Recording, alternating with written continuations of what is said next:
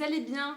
Vous l'avez vu, aujourd'hui on se retrouve pour ma pile à lire du Cold Winter Challenge édition 2025. Je ne sais plus, on est à quelle édition précisément? La 10, 12, 13, 14, 15, je ne sais pas, je ne sais plus. Mais voilà, dans tous les cas, chaque année je participe à ce challenge. Chaque année je prends un grand plaisir à découvrir les catégories, à faire ma petite palle, à lire mes petits livres, etc. etc. Vous le savez. Si vous me suivez depuis un moment, vous savez qu'à chaque fois je présélectionne toute une série de livres que je vais vous présenter juste ici. Ce sont les livres que voilà, j'aimerais bien lire dans l'idéal, si ça rentre dans les catégories, durant ces 3 prochains mois.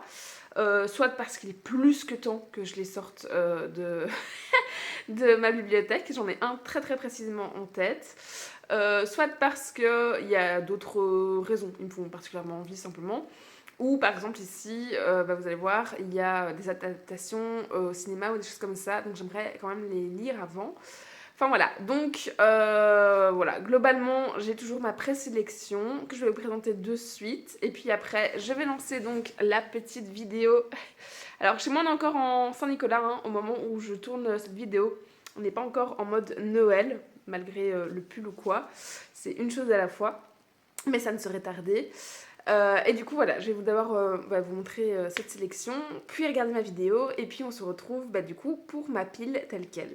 Alors pour cette présélection, vous voyez, on a franchement déjà pas mal, qu'on se le dise. Je vais essayer de coller au plus proche de ça. On a des petites BD, une petite BD parfaite pour je vais dire Noël, mais du coup pour l'hiver. Cette petite BD qui me fait très envie sur les naissances prématurées depuis que je suis maman.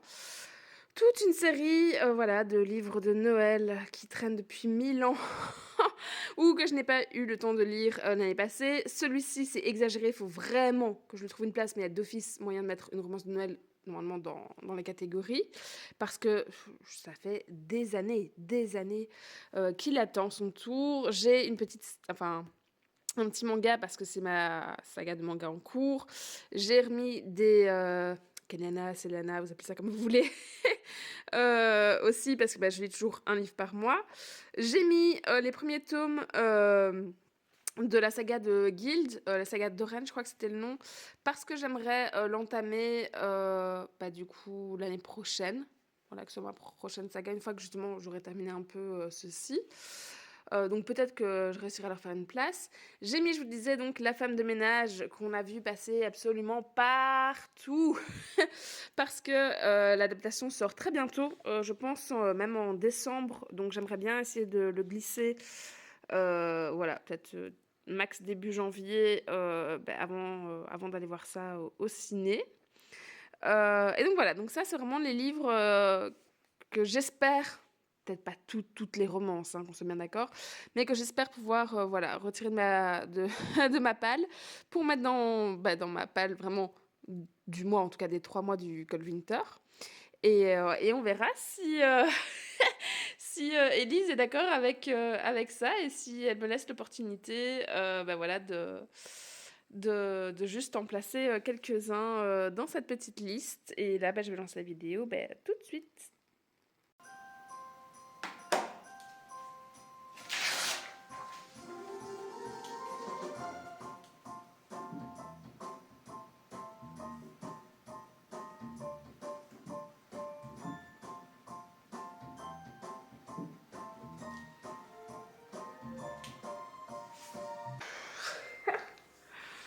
Ok, bon là je viens de finir les intitulés des catégories du challenge. J'ai encore écouté un peu la suite de ce qu'elle raconte, mais voilà. Comme vous pouvez le voir, je bosse dans tous les sens. Mais honnêtement, je pense que c'est l'édition vraiment que j'aime le moins. Et malheureusement d'assez loin. Parce que d'habitude, ce que propose Élise, ou Laure, ou Margot, etc., colle assez souvent en fait à ce que je me représente pour Noël, à mes envies, etc. Et ici, j'ai l'impression qu'on est, mais genre, limite à l'opposé, limite on est retourné dans une ambiance plus proche d'un pumpkin, enfin, pour ma conception. parce qu'elle est forte dans le folklore, elle est partie fort dans les côtés très très sombres de l'hiver, etc. Alors, voilà, quelques catégories, ça me dérange pas. Mais en fait, globalement, même en dehors de la catégorie qu'elle a créée pour cette année-ci, c'est la face sombre de l'hiver, qui a un gros menu. Hein. Il y a 1, 2, 3, 4, 5 sous-catégories pour celui-là. Et donc, c'est à chaque fois très très sombre, de cruauté, de pouvoir, de drame, de machin, etc. Oui, ça fait partie, certes, de l'hiver, j'ai pas de souci avec ça. Mais même en fait, dans ces autres menus, j'ai trouvé qu'elle était super sombre en fait. Et super. ben, ouais, je suis très loin du côté que je cherche au final, du côté doudou, réconfortant, etc. etc. Surtout que cette année, j'ai besoin de trucs très très légers. C'est pour ça que j'ai mis beaucoup de romances de Noël. C'est parce qu'en fait, même avec le petit ou quoi, et le peu de temps que j'ai à lire, je préfère des lectures un peu plus faciles. J'ai envie voilà, de trucs réconfortants, de trucs légers, enfin tout ça, tout ça. Et là, avec ces catégories, vraiment, je peine à fond. Euh, donc, forcément, le conducteur ne se résume pas aux romances de Noël, hein, ça on est bien d'accord. Et il y a encore tout janvier, tout février, qui peut coller à cet aspect juste plus sombre. Mais en fait, ça colle pas du tout non plus avec les mots-clés et ma bibliothèque. Alors, ça me dérange pas d'acheter de temps en temps un ou deux livres de ma Wish, forcément, il y a une septantaine de livres dedans. Voilà, pour l'occasion, clairement, ça me sert d'excuse. Mais ici, je cherche et franchement, je trouve pas grand chose, quoi.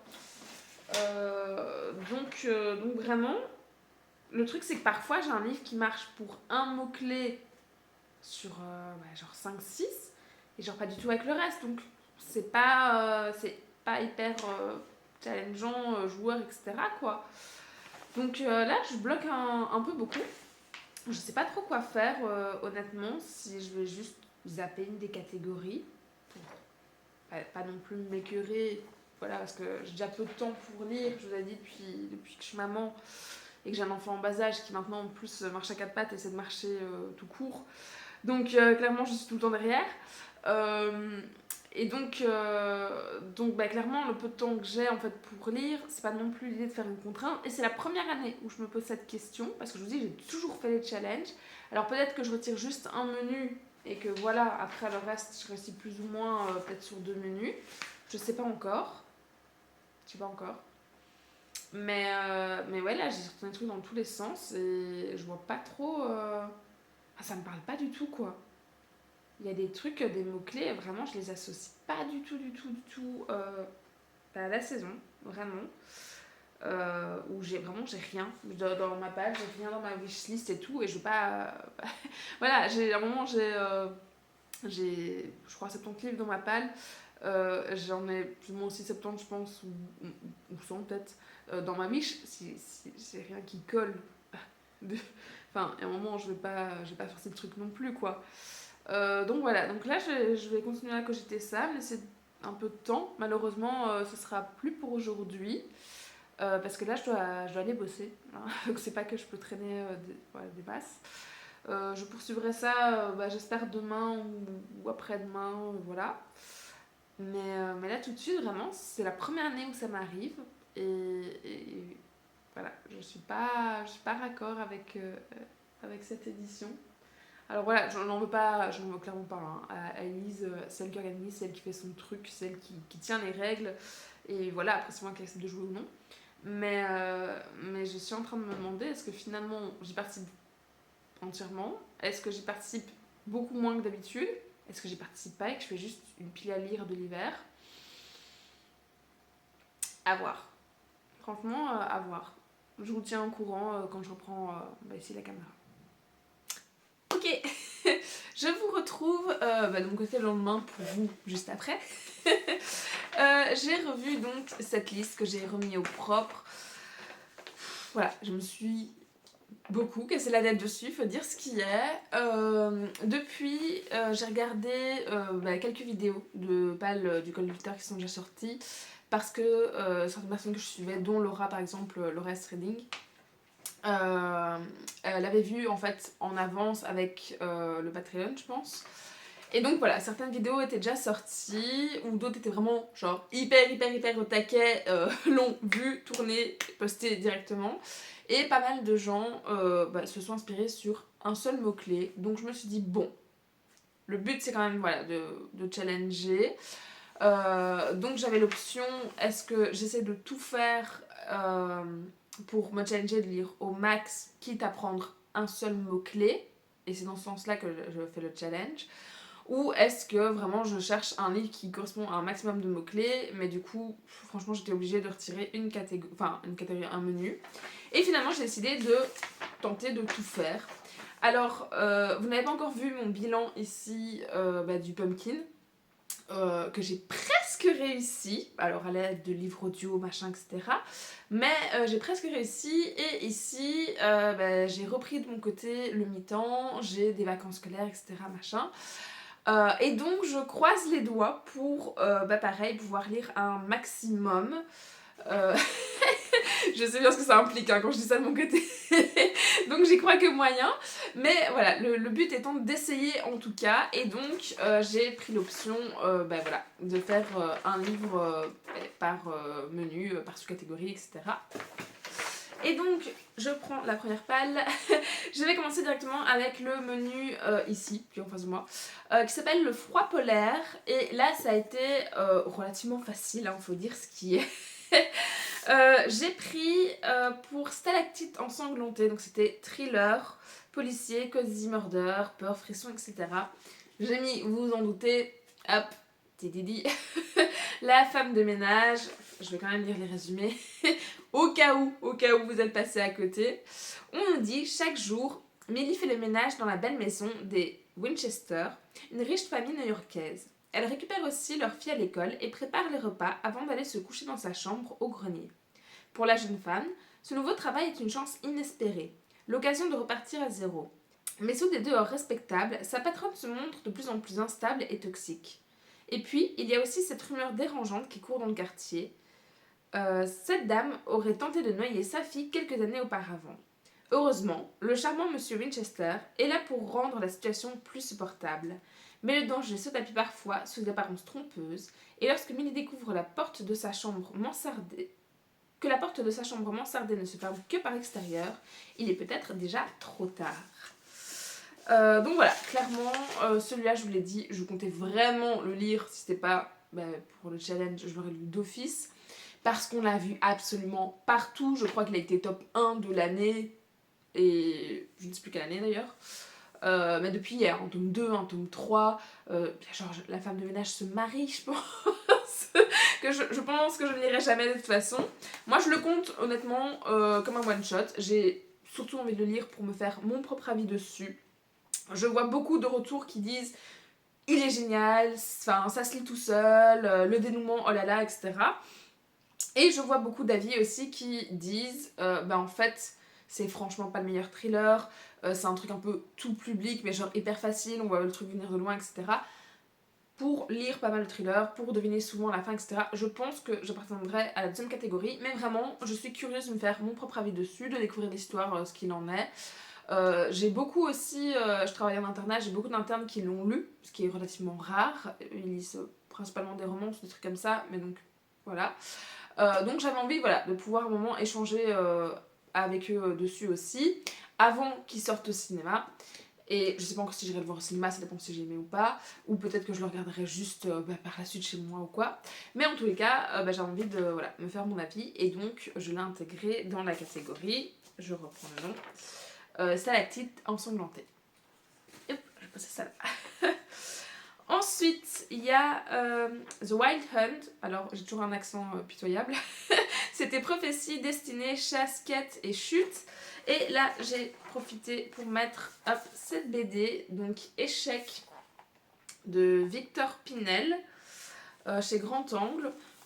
On nous dit, la vie, c'est comme un jeu d'échecs, facile à apprendre, amusant à jouer, difficile à gagner, impossible à contrôler. Les portes d'un tram s'ouvrent et un jeune homme flash sur une femme qu'il ne reverra plus. C'est le point de départ de ce récit choral où les protagonistes, tous en train d'échouer dans leurs relations personnelles, sont comme les pièces d'un jeu d'échecs. Les pions se demandent si ce n'est pas le moment de sacrifier une pièce pour continuer à avancer. Le fou se croise sans vraiment se trouver. Les fous, pardon. Le cavalier libre, capable de sauter au-dessus des autres pièces, mais vulnérable car aussi insaisissable qu'il soit, un cavalier peut être pris par un simple pion. Ils avancent tous, se confrontent, se déplacent dans leur vie comme sur un échiquier. Ils sont tous connectés sans même le savoir et vont jouer une partie qui va changer leur vie. Et je l'ai mis pour les mots-clés destinée, quête et chute. Chute pour le côté pion, que si un tombe, d'autres tombent, etc. Le côté destiné, parce que visiblement tous leurs destins sont plus ou moins liés, et on pourrait dire que la partie joue d'avance. Et un peu le côté quête, parce que visiblement ils sont tous dans une quête personnelle, en tout cas, que ce soit amoureuse, pouvoir ou autre, à mon avis. Et voilà, je sais que tout est un peu entremêlé. Honnêtement, c'est pas forcément la BD vers laquelle j'allais plus me destiner. Les dessins, voilà, je trouve que ça va, j'ai pas suffisamment d'accroche, c'est pas forcément beau, mais c'est pas non plus que ça me rebute. Mais j'ai vu vraiment d'excellents retours dessus. Et comme j'étais à un moment en recherche voilà, de BD pour ma wishlist, parce que j'aimais bien l'idée d'en lire une par mois pour continuer de lire quand j'ai moins de temps, etc. De me voir un peu avancer après des briques que j'ai traîné 2-3 semaines et tout. Je suis tombée sur celle-là et vraiment les retours étaient vraiment très très bons.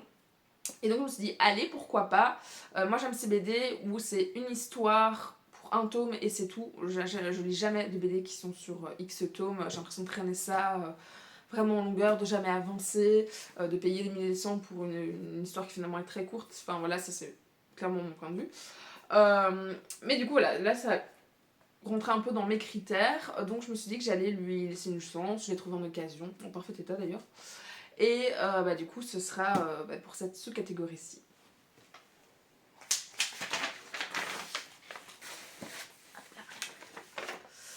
Ensuite, on avait Marcher dans la neige. Et là, chaque année, c'est nature, writing, nature, voyage. Elle a rajouté grand espace, solitude. J'ai un peu triché. J'ai un peu triché parce que le nature writing, vraiment, j'ai horreur de ça. Et chaque année, depuis le commencement de ce challenge, cette catégorie, enfin sous-catégorie est là. Et chaque année, je me dis, qu'est-ce que je veux mettre dedans? Alors là, je me suis plus orientée sur grands espaces, nature, voyage et beach, le côté solitude. Et j'ai mis cette romance de Noël, donc un Noël romantique en Laponie. Je mise beaucoup sur le côté Laponie pour avoir fait mon voyage de noces là-bas. J'espère y retrouver les clichés de toutes les activités clichés que j'ai fait. C'est-à-dire le motoneige, la chasse aux aurores boréales, j'en ai pas vu. J'en ai pas vu, je suis deg. Enfin voilà, des chocolats chauds, peut-être des spas, peut-être des reines, une rencontre avec un Père Noël, ou que sais-je. Et en tout cas, le résumé dit Noël est plus beau sous les aurores boréales. La neige à perte de vue, les rennes, les balades en chien de traîneau, ça j'avais aussi, c'était trop chouette. Christy se faisait une joie de passer les vacances de Noël chez sa tante qui tient un snow spa en Laponie. Mais à l'approche d'un grand départ, Seb, son mari, se montre distant.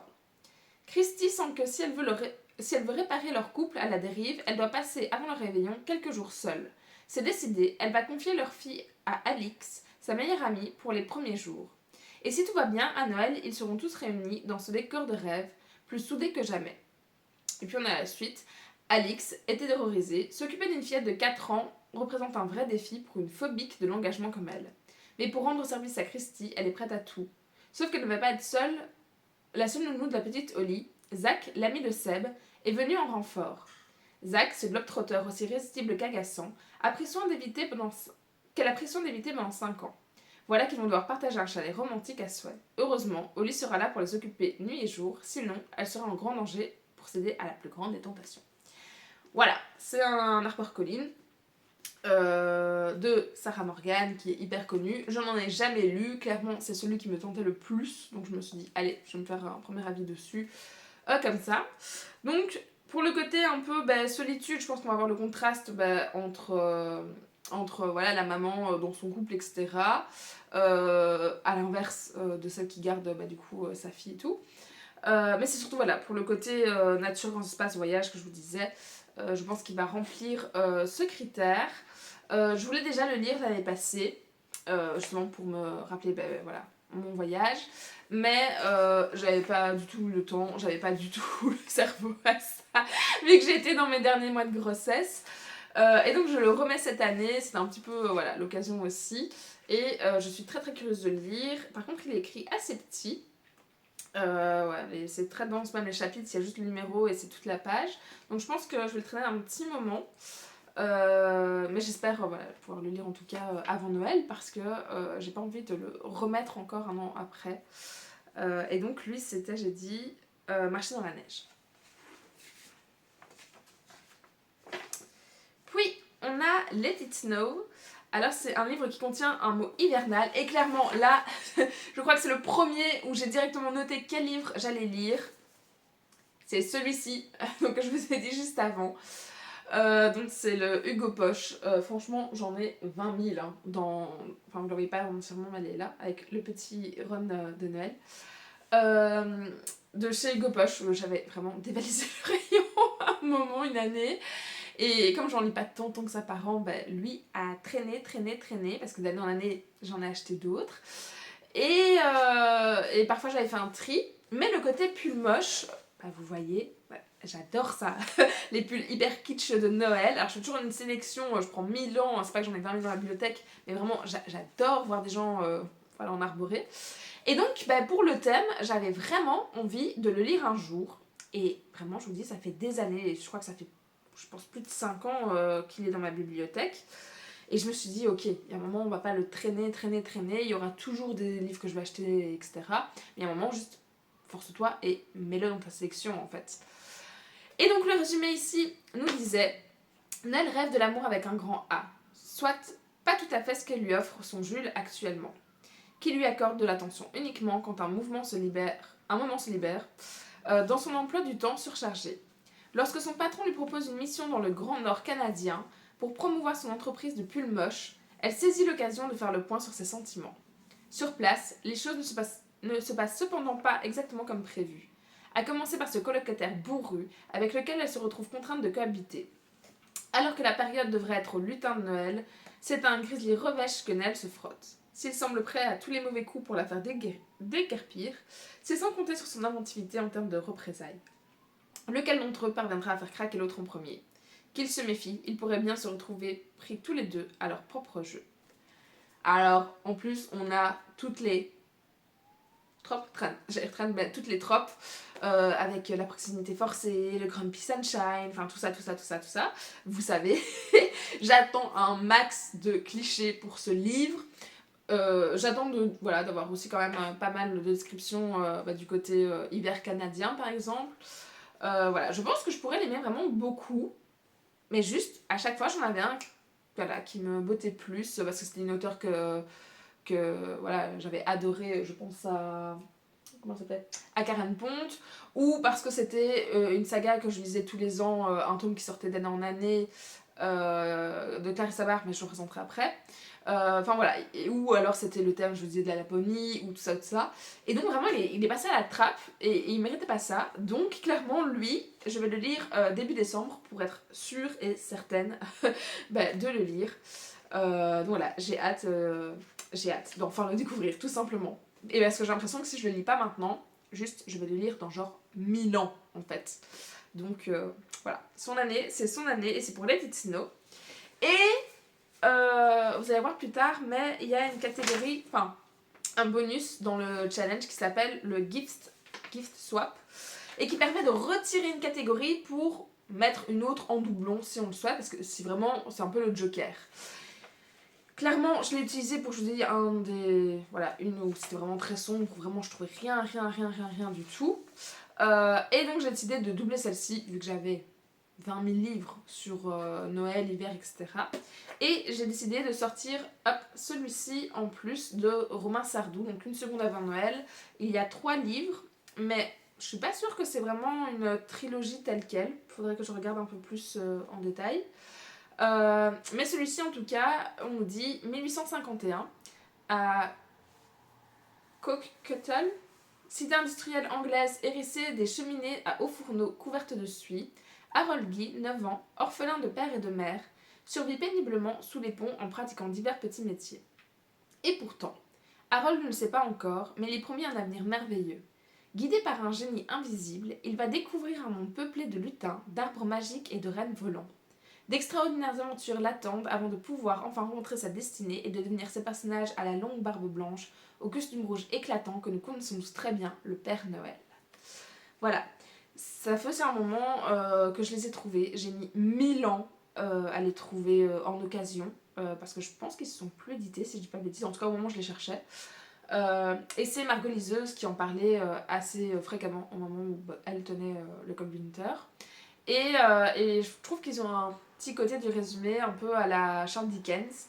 Mais voilà, c'est assez court, c'est environ 200 pages. Et c'est pas une romance de Noël, c'est vraiment un livre de Noël, donc c'est un peu contrasté avec les autres. Donc je l'ai pas mis dans la catégorie romance, je l'ai mis dans le mot-clé juste Noël. Et voilà, je suis curieuse un peu de pouvoir le lire peut-être entre deux de mes romances pour pas non plus faire une overdose de trucs un peu clichés, neuneux, etc.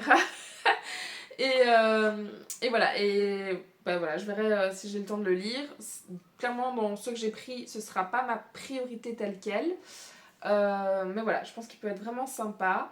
Moi, j'aime beaucoup les histoires qui racontent l'origine de Saint-Nicolas, de Père Noël, etc. J'ai un coup de cœur infini pour la véritable histoire de Noël. Et je pense qu'ici, on est un peu sur la même chose, sur l'origine du Père Noël. Et je trouve que souvent, c'est des livres qui sont vraiment plein de bonnes valeurs, de bons sentiments, etc. Donc, je le garde dans un coin de ma tête plus précis pour cette année si j'ai le temps. Et si pas, voilà, ce sera pour l'année prochaine. Mais j'aimerais bien le caser en gros. Ensuite, pour le deuxième menu, on a Féerie des fêtes. Et je commence avec Histoire de fantômes sous le sapin. C'est fantômes, surnaturel, histoire courte, famille, partage et multigénérationnel. Et c'est clairement le dernier mot qui m'a inspirée. Aussi, à mon avis, pour le côté un peu histoire courte et partage, parce que j'en profite pour mettre cette BD-ci, donc Quand j'ai froid de Valentine Choquet, qui a l'air beaucoup trop chou. Et on nous dit: c'est l'hiver. Louise mène un quotidien calme, solitaire et rythmé par ses études sur Paris.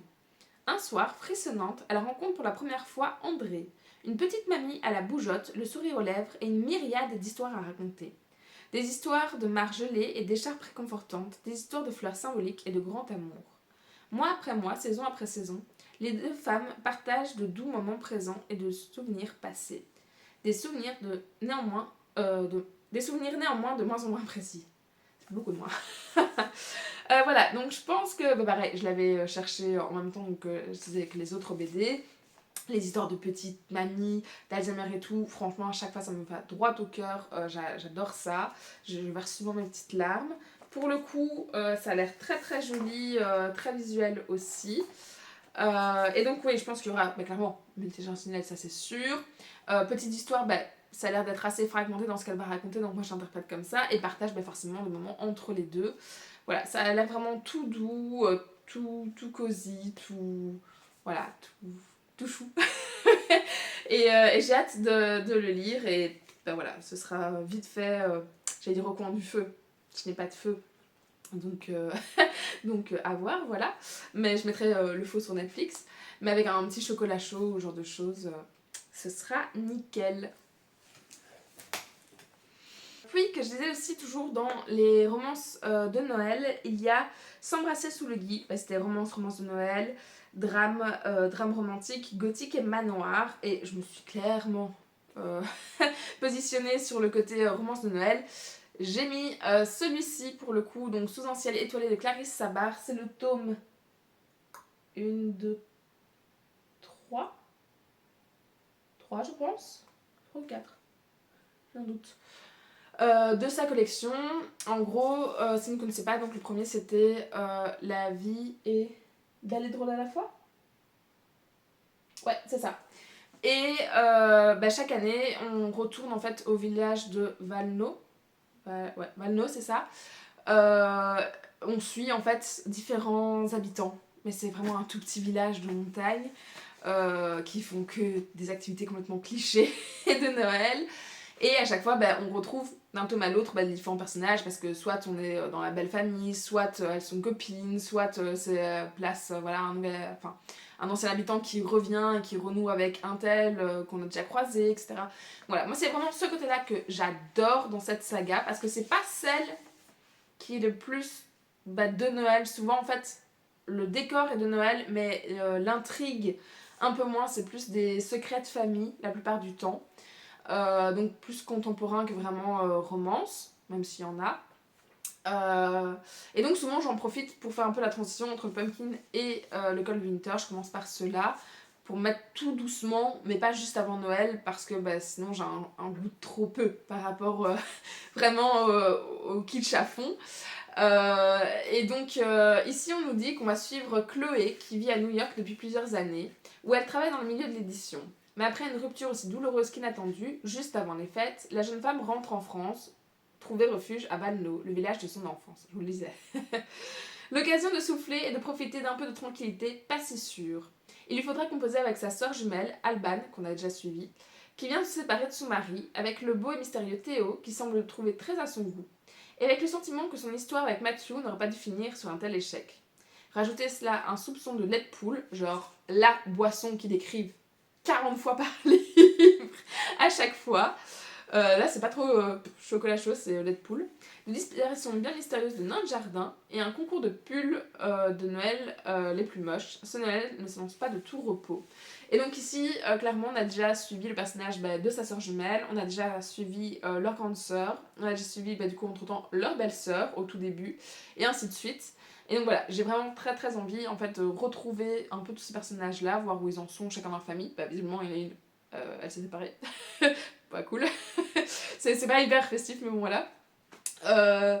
Et ouais, de retrouver ce décor, parce qu'en fait, comme j'y retourne un peu chaque année mentalement, c'est un peu comme des souvenirs de vacances qu'on reprend, et genre la place, en tout cas de Valno, même si elle n'existe pas, j'ai une idée très très très très très précise maintenant de comment elle est, je revisionne voilà, les bâtiments, comment je les ai imaginés et tout, et j'aime vraiment beaucoup cet aspect-là, plus en vrai que les intrigues telles quelles, donc elle pourrait me faire, je pense, 20 tomes, j'irai quand même. Donc voilà, donc cette année, le Clarisse Sabar pour, j'ai dit, s'embrasser sous le gui. Ensuite, on avait la catégorie Au coin du feu, donc ça c'est un livre cocooning qui réchauffe le cœur et le corps. Et en soi, c'était une catégorie qui était relativement ouverte, qu'on se le dise. Et pourtant, j'ai peiné. J'ai peiné parce que les livres que je voulais mettre, je les ai mis dans d'autres catégories. Et puis après, il me restait plus trop rien. Ou les sagas un peu cocooning, je pensais à Anne. Mais en fait, le tome d'hiver, je l'ai déjà lu. Donc là, les prochains, c'est genre en été. Donc j'avais pas envie de ça maintenant. Pareil, genre les mémoires de la forêt, je les ai terminés. Et donc, je savais pas trop vers quoi me tourner. Donc là, je me suis plus attardée sur ma wishlist. Et je suis retombée sur, hop, je vais mettre celui-ci, que je n'ai pas encore en main propre, vu que je l'ai commandé, il devrait... non, je dis une bêtise, celui-là, je l'ai pas commandé. Celui-là, j'ai demandé à un ami qui l'a lu, de me le prêter. Parce que il fait un peu plus de 200 pages, genre 220 pages, et il coûte quand même en grand format, genre 20 balles. J'aime bien ma tasse Malzieu, mais voilà, c'était un peu chéros pour le coup. Je préfère attendre qu'il sorte en poche plus tard si j'ai un coup de cœur dessus. Donc le titre exact, c'est L'homme qui écoutait battre le cœur des chats. Je n'ai pas le résumé là tel quel sous la main, forcément, je l'ai pas remis à noter, je sais pas le lire. Mais en gros, on suit le point de vue de deux chats qui sont, du coup, si je dis pas de conneries, adopté par un couple qui était en essai de bébé, et je pense qu'il y a eu soit une fausse couche ou un mort-né ou un truc comme ça, enfin il y a un deuil périnatal en tout cas qui est concerné, et donc on va suivre un petit peu à travers les yeux du chat ce deuil, et en même temps en parallèle un des deux chats, je pense, a un cancer si je dis pas de bêtises, qui est annoncé. Et on va voir un petit peu ce deuil, à mon avis, entre deux, ou même des adultes par rapport à ces chats. Enfin voilà. C'est un peu, dit comme ça, c'est un petit peu triste, mais je pense que ça va être très réconfortant, très très très très bienveillant. Je vais très très très très certainement pleurer dessus. Ça me semble assez évident. Mais voilà, je pense que vraiment ça va faire l'effet d'un petit câlin, justement de quand on pleure et qu'on veut réconforter quelqu'un. Je pense que ça peut être très très très beau. Et de mémoire, j'ai pas vérifié depuis sa sortie, mais il me semble que c'était un peu comme une autobiographie, quoi. Enfin, il a fait ça suite à sa propre histoire. Donc à mon avis, ça peut être très beau, très parlant, très touchant. Et du coup, ouais, je pense qu'il peut quand même matcher dans cette catégorie. Et ça, pour le coup, je le lirai après les fêtes, après toutes mes romances, donc sûrement vers la fin du challenge en février. Et du coup, voilà, je remercie d'avance en tout cas mon ami qui me l'a prêté, parce que ça me fera toujours une dépense de moins. Et enfin, dans les sous-catégories, on avait aussi Deck the Halls. Je ne sais toujours pas le dire. C'est une couverture rouge ou verte ou rouge et verte. Et moi j'ai fait rouge et verte parce que je vous ai dit que je vais lire Keleana. Et ici, donc, j'en suis au tome 3. Que, en soi, si je vous montre en papier, mais en vrai, je les écoute en audio. Parce que c'est des balbricasses, hein. Ils font, ouais, dans les 600 pages. Et donc, à chaque fois, voilà, je les écoute. En plus, c'est assez bien fait, honnêtement. Bon, là, vous allez voir un petit coupage. Parce que j'ai commencé à lire le résumé, mais en fait, il spoil quand même une petite partie. Donc, je vais peut-être pas en parler. Et tout ce que j'ai à vous dire à ce stade-ci, c'est que la couverture elle match. En fait, parce que vraiment, sinon dès le début, pourtant il n'est pas très long, vraiment je vous spoil un élément quand même assez important. Donc voilà, juste je vais poursuivre la saga. Et voilà. Et enfin, on arrive donc au menu, la face sombre de l'hiver. Je vous ai dit qu'il avait été très compliqué son annonce. Et je vais commencer par celui-ci, donc La chute du roi Wu, qui est en mots-clés, donc combat, cycle, changement, mort, fée, royauté. Ça, c'était facile. Cette transition. J'ai donc le tome 4 ici, hein, ouais, 4 de toujours Seilana. Pareil, je vais pas du tout lire le résumé parce que sinon je vais, moi, clairement me spoiler sur ce coup-ci. Mais les mots-clés, enfin, sans surprise, ce sera fée, faé, royauté, changement, combat. Je suis sûre et certaine qu'on va le retrouver dedans. Donc voilà, j'ai même pas besoin vraiment de lire, que je sais que la chute du roi Wu sera validée assurément. Puis, on avait Greeting from Krampus, je pense qu'on disait. C'est divinité, nuit, sacrifice, danger, enfance, animal et masque. Je me suis beaucoup cassé la tête sur celui-là. Et puis finalement, je me suis dit, en fait, je vais juste m'attarder sur le mot enfance. Alors là, j'avais plusieurs possibilités. Et puis je me suis dit, ah, mais enfance et danger, ça marche. Je l'avais présélectionné et je sais pas pourquoi mon point n'est pas tombé avant. Mais du coup, le Promised Neverland, le tome 4, qui s'appelle Je veux vivre. Et on nous dit, le compte à rebours est enclenché pour Norman. Maman va le livrer aux démons. Emma et Ray n'ont que très peu de temps devant eux pour tenter de contrecarrer l'implacable Isabella. Une seule solution, mettre à exécution leur plan d'évasion plus vite. Parviendront-ils à sauver leurs amis? Voilà. Clairement, là, je me spoil pas parce que ça fait un moment que je sais qu'ils sont en train d'essayer de s'échapper, que leur ami est en danger, etc. Et donc, voilà. Clairement, pour enfance, danger. Et sacrifice, peut-être, s'ils vont devoir laisser leur ami pour se sauver eux. Ça, je ne sais pas. Je n'ai même pas regardé s'il est encore présent sur les couvertures pour la suivante ou non, pour pas me le spoiler. Mais du coup, clairement, il sera lu. Je sais pas si c'est en décembre, parce que j'ai déjà pas mal de livres, ou si ce sera genre pour janvier. Mais en tout cas, lu, il sera lu.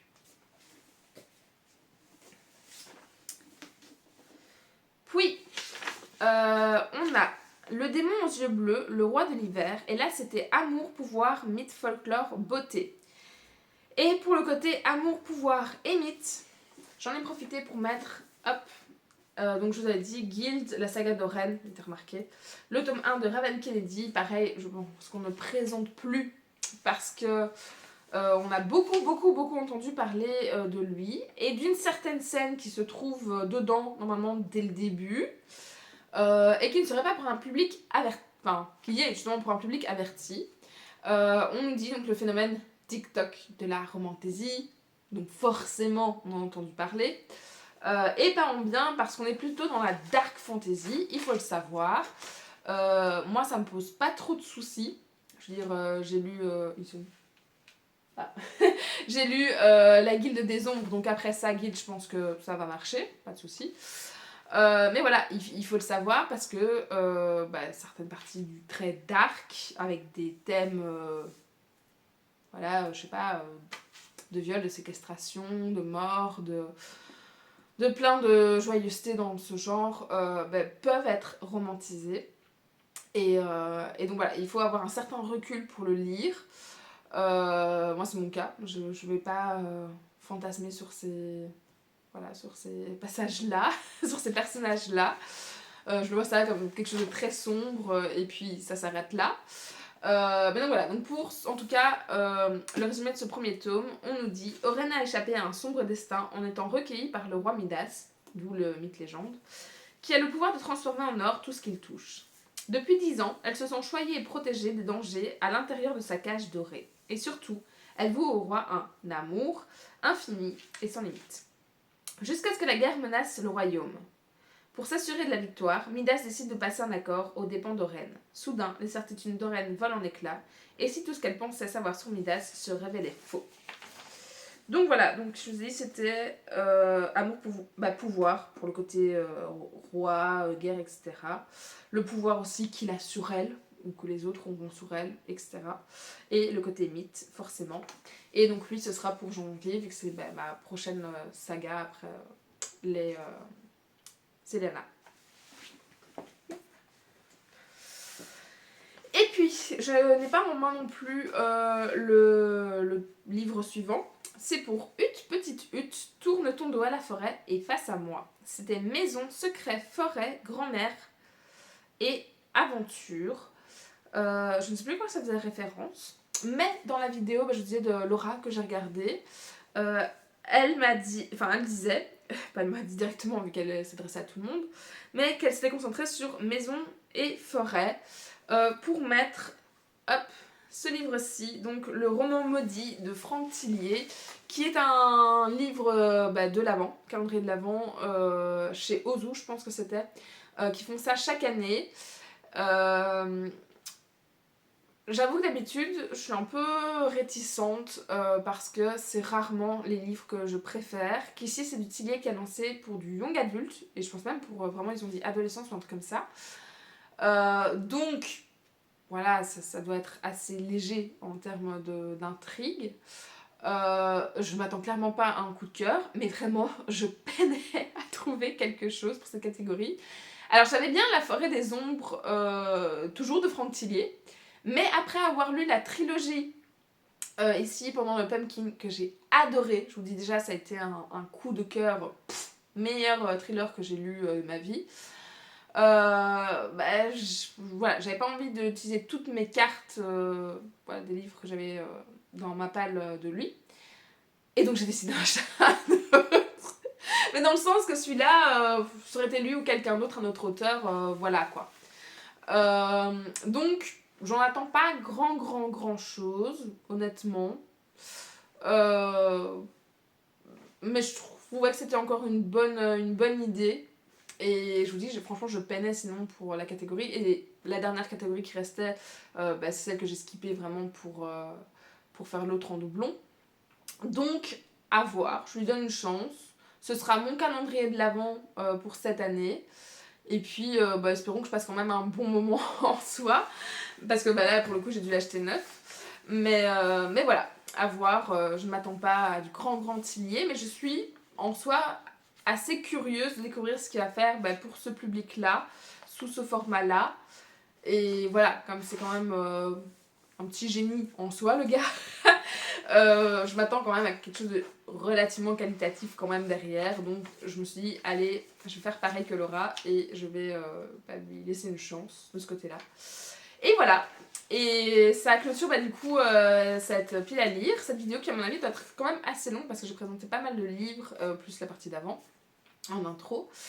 Et voilà, en tout cas j'espère que je vais avoir de très bonnes lectures, j'espère que je vais avoir du temps pour pour pouvoir lire un maximum, parce que certains me font très très envie et sont là depuis trop longtemps.